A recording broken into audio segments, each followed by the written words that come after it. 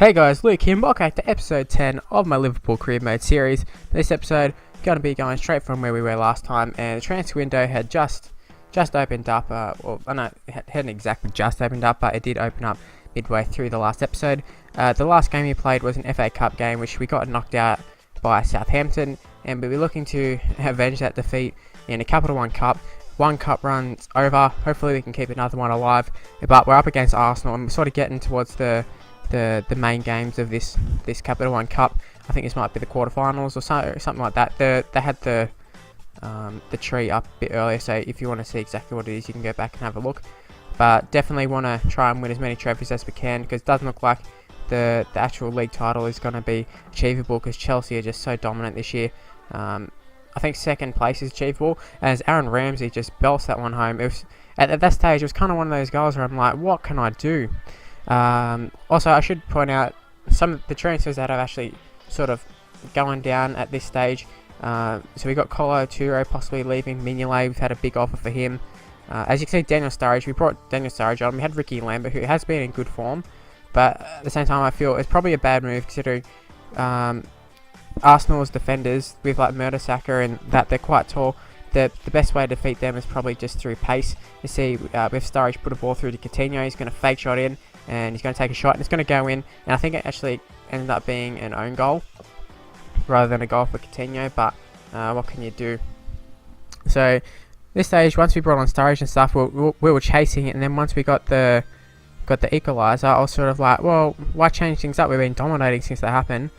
But it was probably a bad move. You can see Arsenal had the run of play, but right here, super unlucky. I think it was Sanchez or someone just came in and just slotted it home to an open net. It's just really bad all around from myself and just from the defenders. It's just terrible. But thankfully, Dennis Sturridge and I think it was Lana or Coutinho, one of them, just went through from the kickoff and just put it through to Sturridge, and we slotted it home. And we ended up getting the equaliser just right on the brink of full time. So it was really good considering I thought the game was over. I thought it was lost. Now, I was just going to say before with the transfers, Colo Toure was one. Sort of trying to hustle a little bit, try and get a little bit more. He's not going to get much game time. And we're also looking at a replacement already. Gary Cahill, I think we got adequate depth for this season if Toure leaves. But bringing in Cahill next year, a great addition to the squad. He's got great experience and he's taking a pay cut to come here, so that's really good.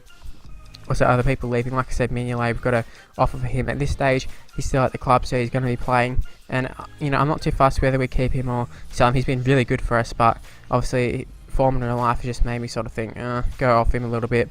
In terms of bringing in keepers, that's up for debate who we're going to get. We probably will need to act pretty quickly. Haven't really been actively looking at keepers or putting in offers and that sort of stuff, because I'm still not certain that it's going to go through, but we'll probably find out by the end of this episode exactly what's happening. I think Lucas Leiva has possibly left, so like he's definitely leaving at some point. There's nothing I can do about it. But Sturridge here, a nice little ball there, super lucky. Well, you can say it's very unlucky for the Aston Villa defence, but Sturridge is popping up in the right places, and he picks up a goal, and that's another goal. He's been outstanding for us this year. We have had little spells through injury where we've sort of been off, but yeah, good stuff from Dennis Sturridge. And then we go pretty close there through Shaqiri. He is a pretty good, he's probably our best person for free kicks in that, which is quite good considering last season we had Suarez taking most free kicks, and we do have Gerrard to take like the free kicks, but the thing is I don't really use Gerrard that much. He is playing this game though, but I think Shaqiri, that was perfect for Shaqiri, that one. So from a corner here, from the miss that we had before, probably should have buried that one with Sturridge, but thankfully Raheem Sterling ends up making up for it, and we secure the win. It is 2-0. They are going to go through, and they're going to score right here through Sanchez, I think it was, but it's not really going to mean much at this stage. It was only a consolation goal, as we're going to counter-attack here. We have Raheem Sterling up the left wing, doing what he does best. And actually, Raheem Sterling is someone I want to talk about as well in terms of his development. I'm a little bit perplexed as to what's going on with him. I don't really get it. He hasn't been progressing at all this season. But yeah, we didn't end up picking up a goal, but at the same time, it just relieved the pressure, because obviously they were going all out attack, really trying to get that equaliser. And good stuff there from Sterling. Held up the ball a little bit, and we ended up getting a nice little shot away. Now, with Lucas Slaver leaving, he did leave. He left to Borussia Dortmund for about 5 million, which is quite annoying because in the summer we ended up having like offers for like 9 million and stuff, which we ended up sort of like turning down and that. So that was annoying. And also we get confirmation that Simon Mignolet has left for 20 million to Napoli, I think it was. So now we've got to go and search for a keeper. We've also got an offer for Balotelli, who I'm perfectly fine with selling, but obviously I'm going to try and milk as much money as we can. He just hasn't hit off for me, plus he's been injured a little bit. So, you know, if we can get a huge offer for him, we'll take that. We've also looked at Handanovic, because Barcelona ended up buying him even though they've had, I don't know, like, they've got 3 top-class keepers, Ter Stegen, they've got Bravo, and they had Handanovic.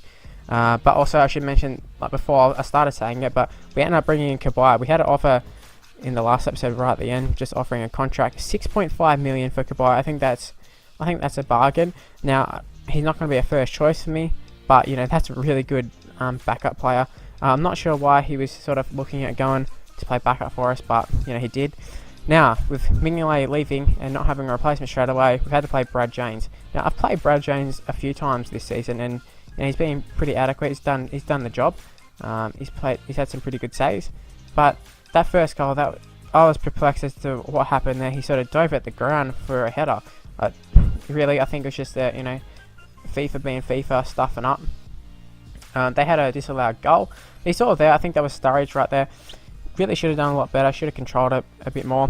Johan Kabay around the brink of half time. A really good shot. Very powerful shot. It's sort of, you know, I always see Kabay to be just a bit of a passer and stuff, but that shot there showed, you know, he's a little bit more than just that. He's having a pretty good shot on him. Bit of a rocket. I don't know how accurate that is in real life, but you know, it was pretty good there. Now I think that was Coutinho who did that little header, and then once again he just plays. Oh, that was just superb by Coutinho. A great save by the keeper. I think it's Pantilmon or whatever his name is. But that little flick over the head and then the ball to Sturridge, just incredible. Then Shaqiri here, he's going to take a shot and it was saved. You know, this keeper, he was up for it. And I think, you know, you see Brad Jones making a nice little save there, but in the end, that error from, you know, there really shouldn't have been an error. It could have been my fault for trying to call him out. But I really want the keepers to come out and try and collect those crosses when they're standing right there. Why wait for it? So here's the end of the transfer window. Well, it's getting towards it, but it's the end of the episode, I should say. And Mario Balotelli, he's left. He's left for a fee of 29 million. So we've got a great amount for him. And we're looking to try and, you know, buy players, but I don't want to pay overs for people. But hopefully a lot of that money, plus Mignolet's money, can go into buying a top class keeper. I don't know who it will be at this stage, but we've got a lot of funds, and yeah, might look at another winger as well. But that's where we're going to leave the episode. Hopefully you have enjoyed it. If you did, please leave a like and make sure to subscribe to my channel and check out my last video, which was the player career, and check out my next video, which will be a road to glory. So I'll see you then, guys. Bye.